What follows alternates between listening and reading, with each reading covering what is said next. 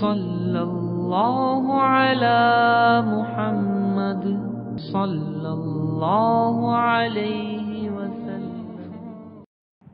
رمضان المبارک کا جو مہینہ ہمارے پاس آیا اور جا رہا ہے تو اس کا کیا پیغام ہے، وہ ہمیں کیا پیغام اور کیا سبق دے کر جا رہا ہے۔ رمضان کا پیغام ہم سمجھیں اور اس کو اپنی زندگی میں اتاریں کہ ایک مہینے تک اللہ تبارک و تعالی کی طرف سے آنے والا یہ مہمان ہمارے پاس رہا اور ہم اس کے ساتھ رہے، وہ ہمارے ساتھ رہا، اور اس میں ہم نے اپنی زندگی کی روٹین بہت کچھ چینج کی، بہت کچھ تبدیلی کی۔ تو اب یہ رمضان کا مہینہ جائے تو اپنا کیا اثر ہم پر چھوڑ کر جائے، وہ ہمیں کیا پیغام دے کر جا رہا ہے اور وہ ہمیں کیا سبق سکھا کر جا رہا ہے، ان باتوں کو سمجھنے کی اور دل میں اتارنے کی ضرورت ہے۔ اللہ تعالیٰ اس پیغام کو سمجھنے کی ہمیں توفیق عطا فرمائے۔ پورے اس مہینے میں کیا ہوا؟ سب سے پہلے ہم نے روزہ رکھا۔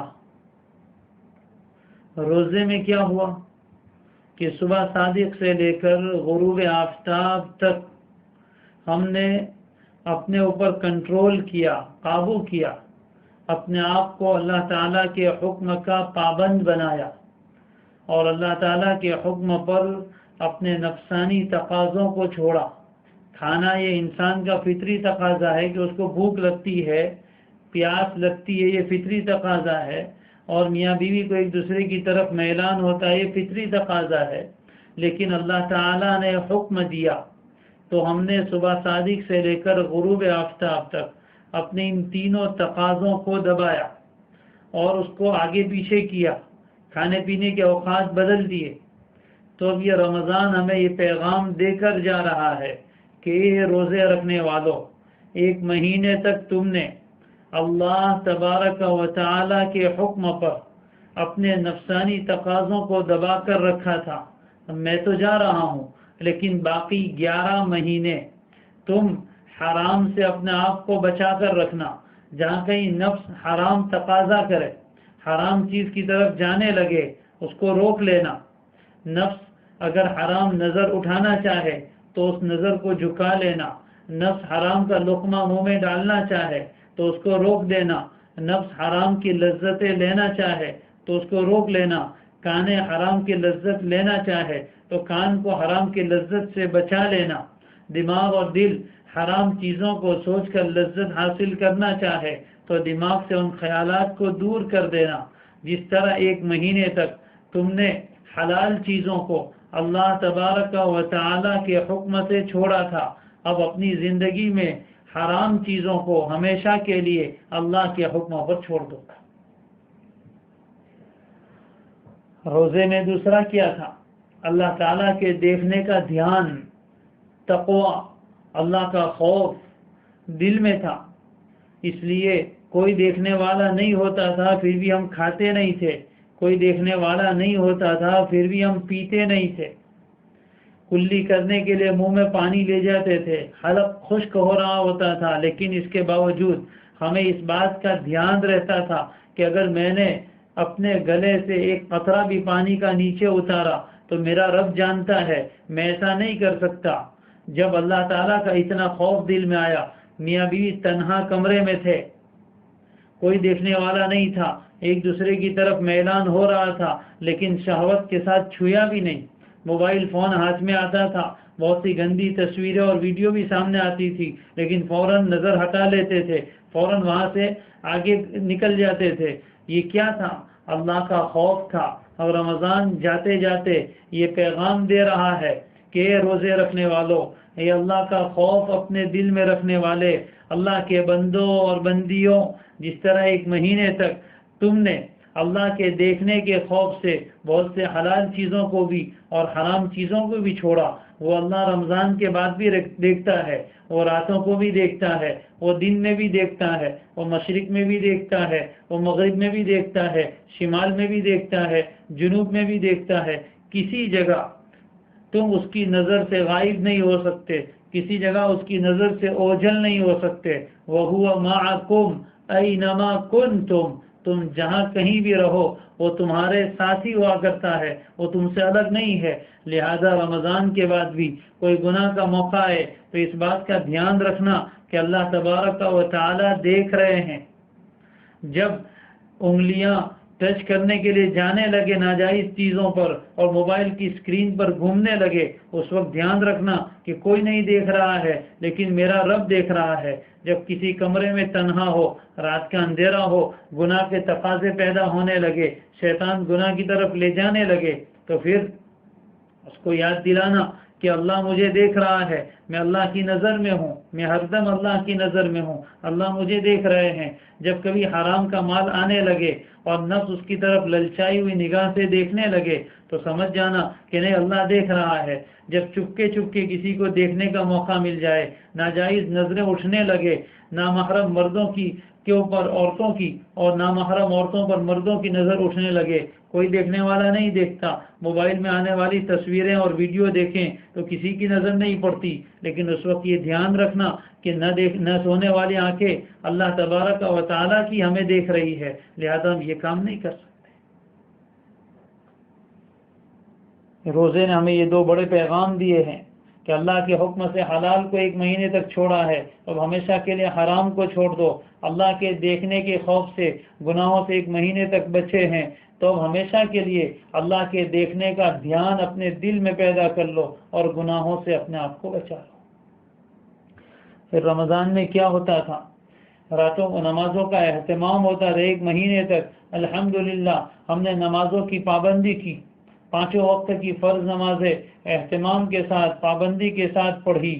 تو رمضان جا رہا ہے، جاتے جاتے کان میں یہ بات کہہ کر جا رہا ہے کہ رمضان کے بعد بھی یہ 5 نمازیں فرض ہے، رمضان کے بعد بھی یہ 5 نمازیں فرض ہے. 1 مہینے تک تم نے اللہ کا ایک فریضہ روزے کا پورا کیا ہے تو ہر دن میں 5 مرتبہ اللہ تعالیٰ کا فریضہ نماز تمہاری طرف آتا ہے. لہذا رمضان کے بعد کہیں نماز سے اپنا دامن مت چھڑا لینا، نماز سے اپنی دوستی مت توڑ لینا. رمضان کے بعد بھی نمازوں سے اپنی دوستی پکی رکھنا، 5 وقت کی نمازیں پابندی کے ساتھ ادا کرتے رہنا. رمضان جاتے جاتے یہ کہہ رہا ہے. پھر یہ بھی کہہ رہا ہے کہ رمضان میں تم نے روزانہ 20 رکعت تراویح پڑھی تھی، 1 رات میں 20 رکعت تراویح پڑھی تھی. رمضان جاتے جاتے یہ کہہ رہا ہے کہ آپ 20 رکعت تراویح تو نہیں ہے، لیکن او میرے بندو، او میری بندیوں، اللہ تعالیٰ رمضان کے ذریعے سے پیغام دے رہے ہیں کہ پھر راتوں کو بالکل ویران مت کر دینا، اللہ کی یادوں سے بالکل غافل نہ ہو جانا. 20 رکعت نہ صحیح، کم از کم 2 رکعت تو تہجد کی پڑھ لینا، 4 رکعت تو پڑھ لینا، اللہ توفیق دے اور چسکا پڑ جائے تو 8 رکعت پڑھ لینا. اس لیے جس طرح 1 مہینے تک 20 رکعت ہم پڑھ سکتے ہیں تو پھر پورا سال ہم راتوں کو 2-4 رکعت 8 رکعت اللہ کے سامنے تہجد کی بھی پڑھ سکتے ہیں. جس طرح رمضان میں تم نے سجدے کے مزے لیے ہیں، رمضان کے بعد بھی یہ مزے لیتے رہنا. اللہ نے تھوڑا ٹیسٹ کروا دیا ہے، ذائقہ چکھا دیا ہے، اب ہمیشہ اس کا عادی بن جانا ہے. رمضان ایک ٹریننگ سینٹر تھا جس سے ہم گزر کر آئے ہیں، اب یہاں سے آنے کے بعد یہ چیزیں ہماری عادت بن جائے. پھر رمضان میں اور کیا تھا؟ رمضان میں قرآن کی تلاوت تھی، قرآن کے بغیر چین نہیں آتا تھا. دن کے مختلف اوقات میں اللہ کی مقدس کتاب کو اپنے ہاتھوں میں اپنی گود میں لے کر بیٹھتے تھے اور اس کی تلاوت کرتے تھے. یہ قرآن مجید رمضان کے جاتے جاتے یہ پیغام دے رہا ہے کہ او میرے دوستو، او میرے ساتھ یاری لگانے والو، او میرے ساتھ دوستی کرنے والو، رمضان کے بعد کہیں مجھے بھول نہ جانا. 1 مہینے تک تم نے دوستی رکھی ہے، وہ دوستی میں وفاداری ہوا کرتی ہے، دوستی بھلائی نہیں جاتی ہے. اب 1 مہینے کے بعد کہیں ایسا نہ ہو کہ ہفتے کے ہفتے گزر جائے، مہینے کے مہینے گزر جائے اور قرآن تم ہاتھ میں بھی نہ لو، میری خیر خیریت بھی نہ پوچھو. ارے دوست کا 2 دن میسج نہ آئے تو بے پریشان ہو جاتے ہو، پوچھتے ہو کیا بات ہے، بھول گئے کہ کیا؟ تو یہ قرآن بھی ہمارا دوست بن گیا ہے. اب یہ قرآن مجید کو اپنے سینے سے لگانا ہے، اس کے ساتھ دوستی اور یاری پکی کرنا ہے اور قرآن مجید کی تلاوت کا معمول بنانا ہے. صرف اتنا ہی نہیں، قرآن کی دوستی میں اور آگے بڑھنا ہے. ابھی تو صرف پڑھنا شروع کیا ہے، لیکن سمجھنا شروع نہیں کیا ہے، تو اب آگے بڑھیں اور قرآن مجید کو سمجھنے کی نیت کریں کہ قرآن تو ہمیں کیا کہتا ہے۔ دوست کی بات دوست نہ سمجھے تو کیسی دوستی ہو سکتی ہے؟ لہذا اب یہ بھی آگے دوستی کو بڑھانا ہے کہ اس کی زبان بھی ہم سیکھیں، قرآن مجید کا پیغام اور میسیج بھی ہم سمجھنے کی کوشش کریں، قرآن مجید کی تفسیر ہم سنیں گے، سمجھیں گے اور اس کے اوپر عمل کریں گے۔ یہ قرآن کے ساتھ دوستی ہے۔ رمضان کے مہینے میں صدقات و خیرات کیے، رمضان کے بعد بھی یہ صدقات و خیرات کا اور اللہ کے نام پر مال دینے کا جذبہ اپنا باقی رہے اور اس کا بھی سلسلہ جاری رہے، اس کی ہمیں فکر کرنی ہے۔ یہ رمضان بہت اہم ترین پیغام ہمیں دے کر جا رہا ہے۔ اس رمضان کے پیغام کو اپنے دل و دماغ میں محفوظ کریں، بار بار اس کو دہرائیں، بار بار ریپیٹ کریں، بار بار ریمائنڈ کریں، اور رمضان کے بعد بھی اپنے آپ کو اس کے ساتھ نتھی رکھنا ہے۔ اللہ کے ساتھ تعلق جڑ گیا ہے، اس تعلق کو توڑنا اچھی بات نہیں ہے۔ اللہ سے جس کا تعلق جڑ گیا اس کے سارے کام بن گئے، جس کا تعلق اللہ سے ٹوٹ گیا اس کے سارے کام بگڑ گئے۔ اتنے کریم اللہ سے کانٹیکٹ ہو جائے تو پھر اس کو نبھانے کی کتنی کوشش کرنی چاہیے۔ کیا دنیا میں نہیں دیکھا کہ کسی بڑے آدمی سے تعلق ہو جاتا ہے، کسی بڑے آدمی سے تعلق ہو جاتا ہے تو پھر اس کو نبھاتے ہیں۔ کسی بڑے افسر سے کسی طرح تعلق راستے میں ہو گیا تو پھر اس کا نمبر لے لیتے ہیں، بار بار اس سے رابطہ کرتے ہیں، موقع موقع سے اس کو ہدیہ پیش کرتے ہیں تاکہ اس کے ساتھ تعلق ہو تو کام آئے۔ دنیا کے افسر سے تعلق نبھانے کی اور بچانے کے لیے اتنے جتن جتنے والوں، کائنات کے مالک سے، احکم الحاکمین سے، مالک الملک سے ہمارا تعلق رمضان میں جڑ گیا ہے۔ اب اس تعلق کو باقی رکھنے کے لیے روزانہ 5 وقت کی ملاقات اللہ کی ہے، نمازیں ہیں، ان کے ساتھ تعلق کو باقی رکھنے کے لیے تلاوت ہے، ان کے ساتھ تعلق کو باقی رکھنے کے لیے دعا ہے۔ ہاں، رمضان جاتے جاتے یہ بھی کہہ رہا ہے کہ رمضان میں تو تم نے بہت دعائیں مانگی، سحر میں بھی مانگتے تھے، افطار میں بھی مانگتے تھے، اور دوسرے اوقات میں بھی اللہ کے سامنے ہاتھ اٹھا کر بھیک مانگنے کی عادت پڑ گئی ہے۔ تو اب رمضان کے بعد بھی تمہارے کام بنانے والا وہ اللہ ہی ہے، رمضان کے بعد بھی وہ دعائیں سنتا ہے، لہذا رمضان کے بعد بھی دعاؤں کا سلسلہ جاری رکھنا، رمضان کے بعد بھی اس کے سامنے ہاتھ اٹھا کر گڑ گڑاتے رہنا، یہ رمضان کا میسیج اور رمضان کا پیغام ہے۔ اس کو اپنے دل میں اتاریں اور رمضان کے بعد اپنی زندگی کو تبدیل کرنے کی ہم نیت اور عزم کریں کہ رمضان سے پہلے کی ہماری زندگی اور تھی اور اس رمضان کے بعد کی ہماری زندگی اور ہوگی۔